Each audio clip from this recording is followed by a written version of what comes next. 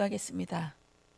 사망아 너희 쏘는 것이 어디든냐 하시면서 주님이 완성하시고 이기신 주님을 찬양합니다. 오늘도 그 부활이 우리 몸 안에 하나님 역사하여 주시옵소서. 우리의 생각과 마음이 우리 온몸이 부활의 몸으로 하나님 변형된 그날이 지금 되어지게 하여 주시옵소서. 감사드리며 예수 그리스도 이름으로 기도드렸습니다. 아멘. 열왕기하 4장 24절 말씀 우리 합독하시겠습니다. 여인이 엘리야에게 이르되 내가 이제야 당신은 하나님의 사람이시요 당신의 입에 있는 여호와의 말씀이 진실한 줄 아노라 하니라. 우리 열왕기하의 하를 읽고 있습니다. 이때 수넴 여인 말씀하시면서 가슴에 찡하고 울리더라고요.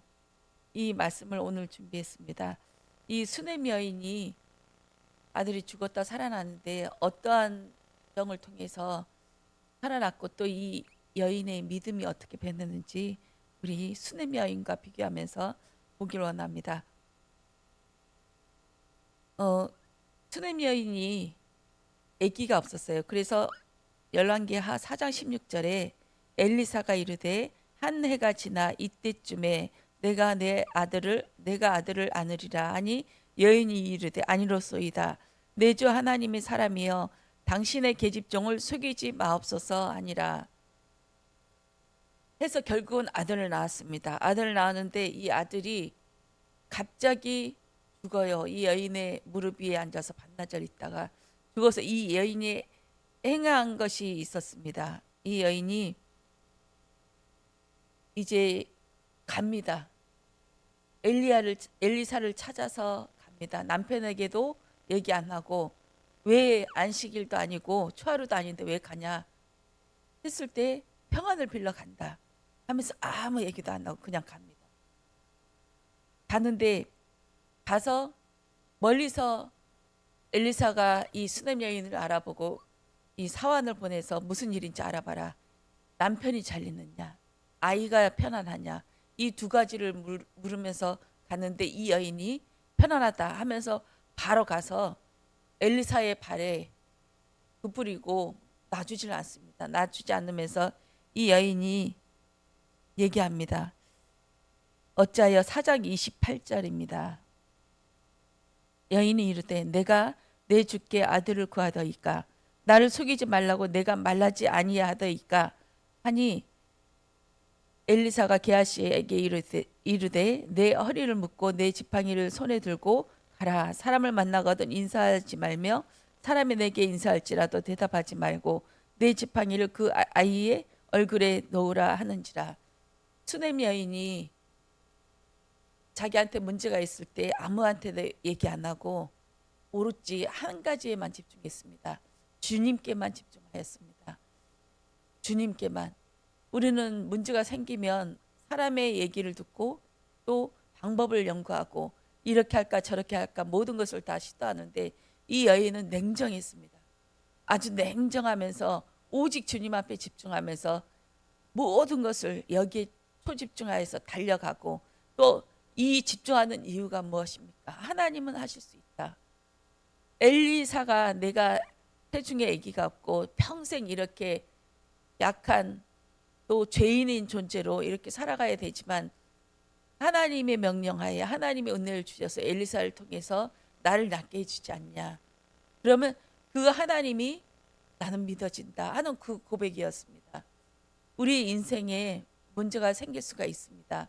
그럴 때 이 수넴 여인처럼 그리스도께 집중하고 말씀에 집중하고 하나님의 말씀에 무엇이라고 했나 하면서 이 하나님의 말씀을 찾아가고 하는 것이 가장 좋구나 하면서 수넴 여인을 통해서 언약을 발견했습니다. 수넴 여인이 딱 한 가지를 얘기했어요. 내가 여호와 하나님의 살아계심을 두고 맹세하노니 하면서 엘리사를 절대 떠나지 않겠다. 당신이 나와 함께 가지 않으면 나는 절대 움직이지 않겠다. 이 얘기를 했습니다. 이 얘기가 우리 열왕기 하서 2장에 보면 엘리사와 엘리야의 관계, 엘리야가 떠나려고 할 때 이 2장에서 엘리사가 결단코 하면서 얘기를 합니다. 2장 2절에 여호와께서 살아계심과 당신의 영혼이 살아계심과 당신의 영혼이 살아있음을 두고 맹세하노니 내가 당신을 떠나지 아니하겠나이다 하면서 2장 4절 6절에 똑같게 이 맹세를 하면서 결국은 엘리야가 올라가면서 이 엘리사에게 영감의 갑절을 선물 받게 되어졌습니다. 수넴 여인이 그냥 후트로 얘기한 것이 아니더라고요.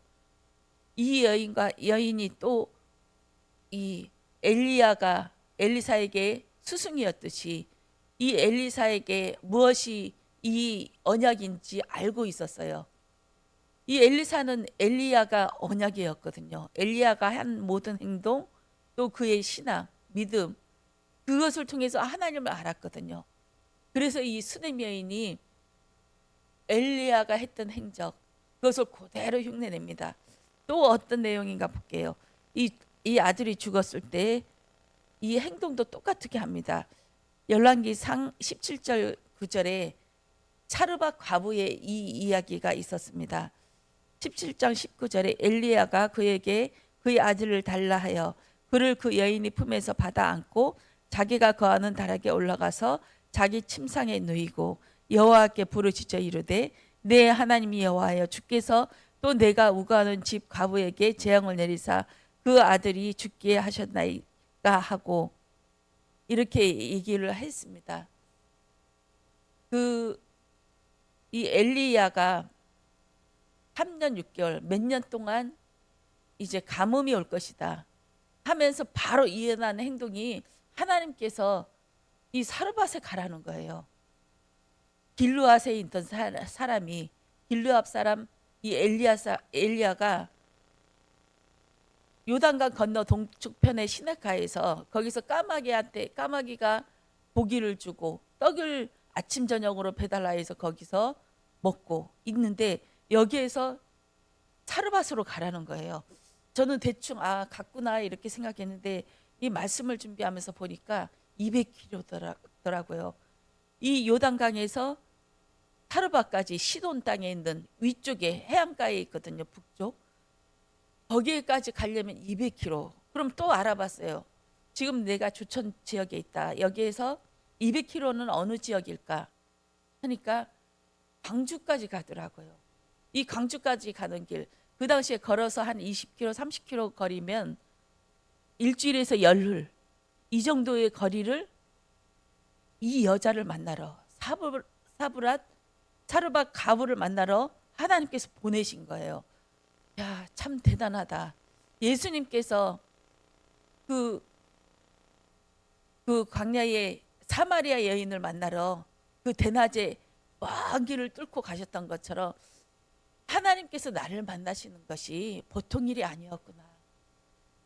창세전부터 뛰어오시는 그 하나님의 그 열심이 보여졌습니다.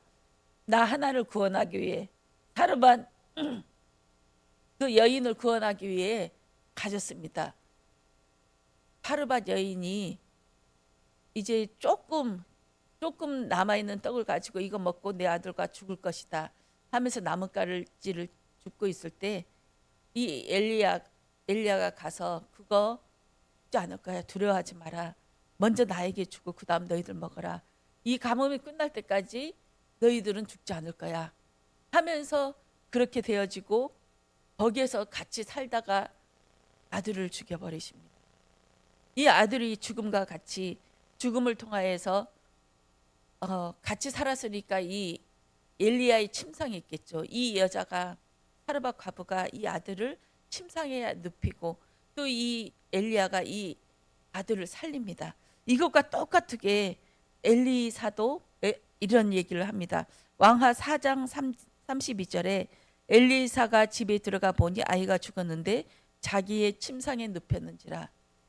이 아이가 죽자마자 남편에게도 알리지 않고 다락에 있는 엘리사의 침상에 딱 눕히고 그냥 바로 뛰어간 거예요.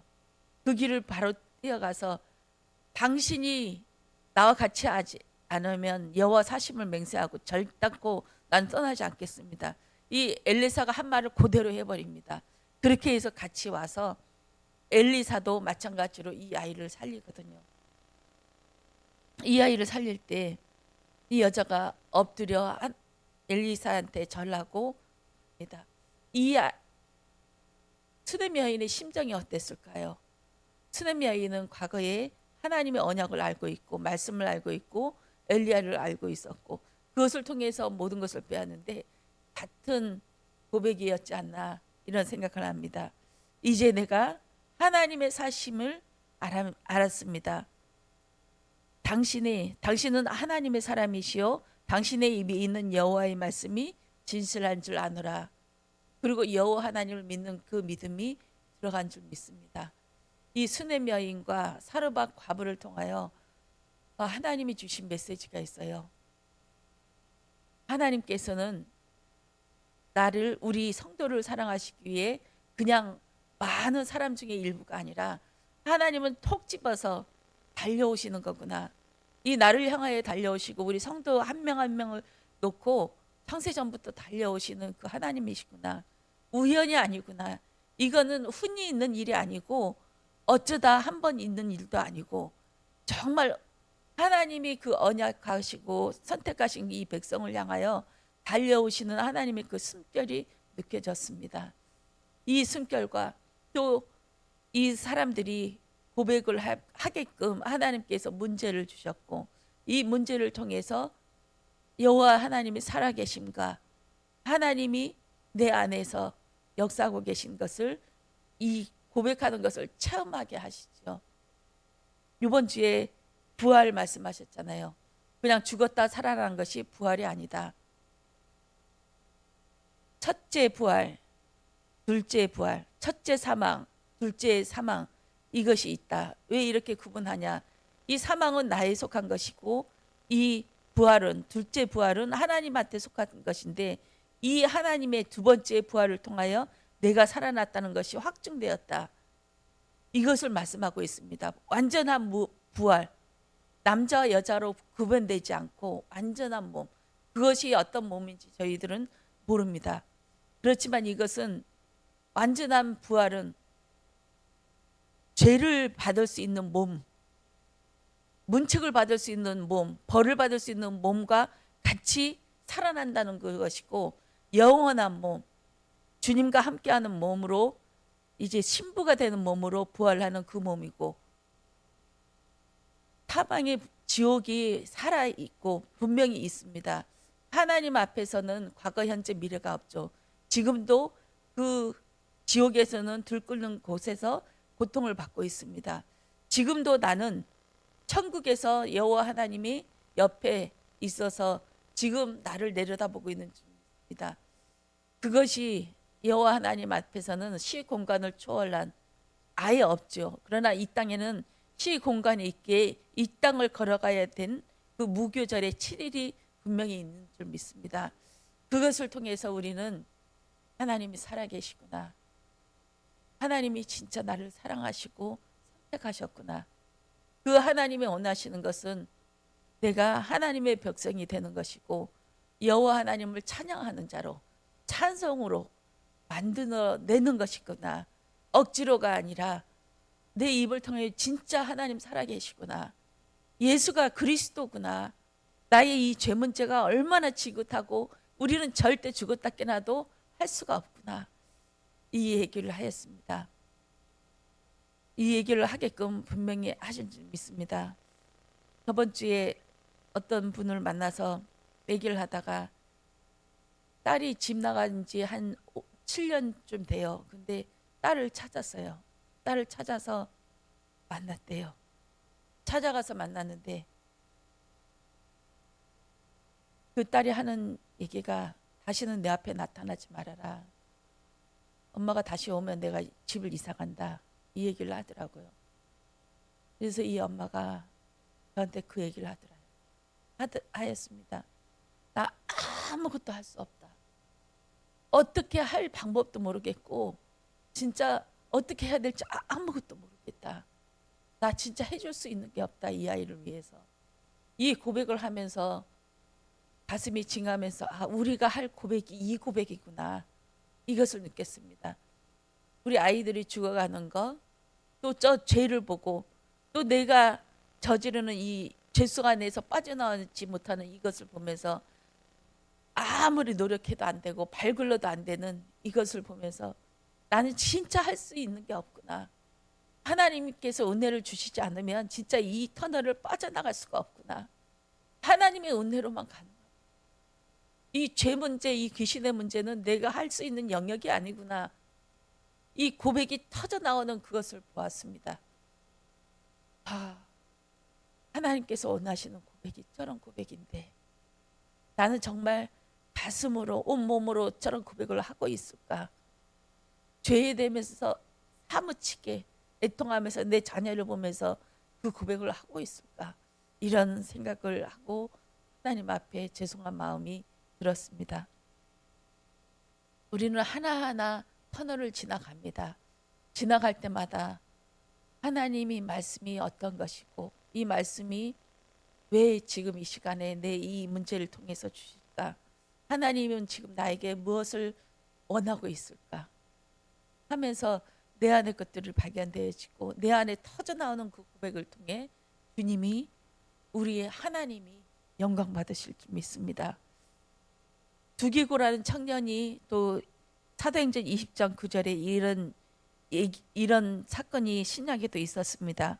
유두고라 하는 청년이 창에 걸터 앉아 있다가 깊이 졸더니 바울이 강론하기를 더 오래 하매 졸음을 이기지 못하여 3층에서 떨어지거늘 일으켜 보니 죽었는지라. 바울이 내려가서 그 위에 엎드려 그 몸을 안고 말라되 떠들지 말라 생명이 그에게 있다 하고 올라가 떡을 떼어 먹고 오랫동안 곧 날이 새기까지 이야기하고 떠나더라. 사람들이 살아난 청년을 데리고 가서 적지 않게 위로를 받았더라.